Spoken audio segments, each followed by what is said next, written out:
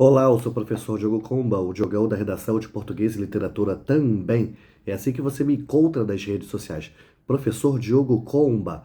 Peço que você se inscreva no canal, deixe o seu like e ative o sininho. Hoje eu vou dar para vocês 12 dicas de repertórios e 7 dicas de argumentos para o seguinte tema: desafios para a promoção de uma educação científica no Brasil. Vamos lá então.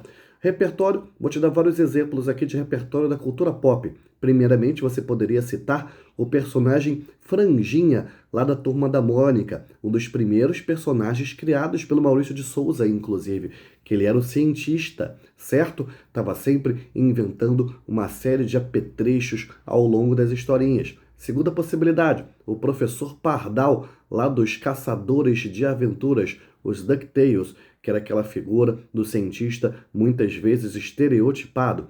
No terceiro momento, você poderia falar sobre Homem-Aranha.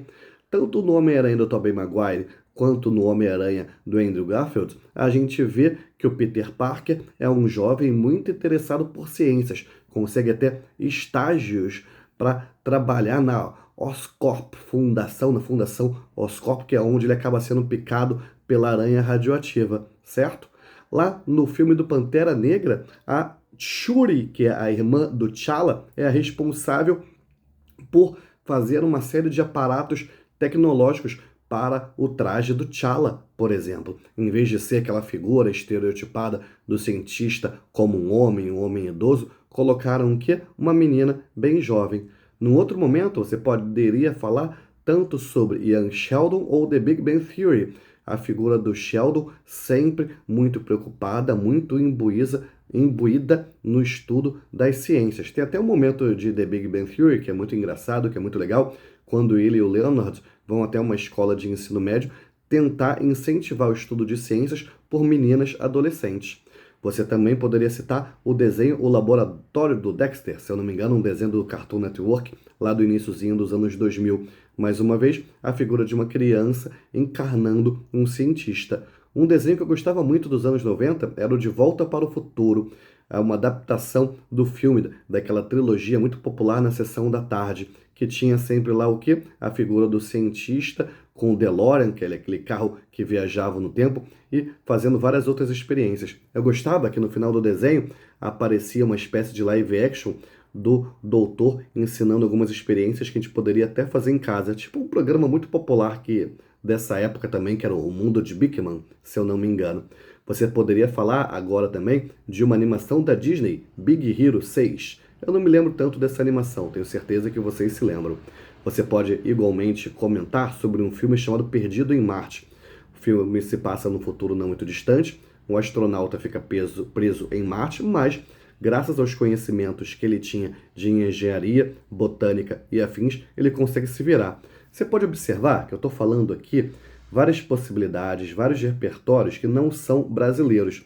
Aí quando você cita esses repertórios, seja na introdução, no argumento 1, no argumento 2, é interessante logo depois você colocar assim, em paralelo, na realidade brasileira, ou então fora da ficção, no Brasil, certo? Para você estabelecer melhor a coesão e a coerência entre as partes do texto, sempre relacionando a discussão em pauta, ok?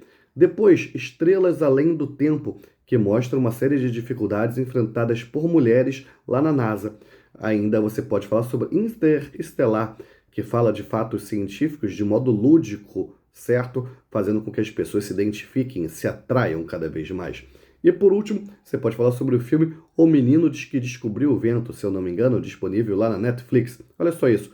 Te dei aqui 12 possibilidades de repertórios. Ao longo do texto, é muito bom que você coloque pelo menos 3 deles. Agora, as possibilidades de argumentos para esse tema. Você pode comentar, inicialmente, um déficit na infraestrutura de escolas, de universidades. Como que vai ter uma educação científica de qualidade se falta infraestrutura? Você também pode comentar, uma segunda possibilidade de argumento, a desigualdade regional.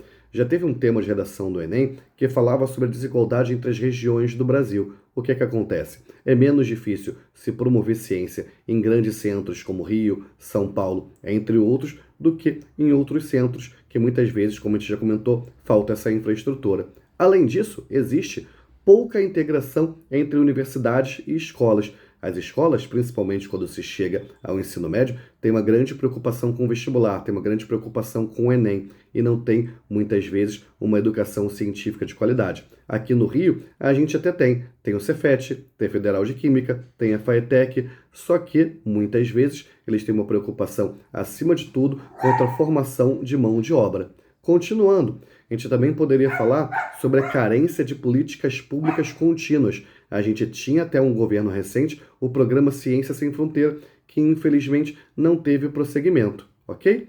Depois, você pode discutir o enfoque exageradamente teórico em certos cursos. Muitas vezes não se tem uma ligação com a prática. Daí, como que a gente vai ver um maior estímulo para jovens, para adolescentes, para crianças também, ok? Outra questão que você pode levantar é a desvalorização docente.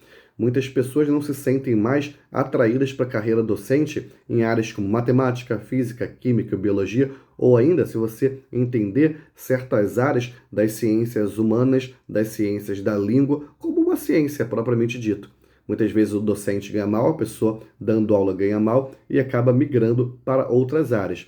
E sem contar, o último tópico aqui, o preconceito que ainda existe com a carreira científica no Brasil. A gente viu isso, por exemplo, ao longo da pandemia, quando a ciência foi tremendamente desacreditada de vários modos, certo?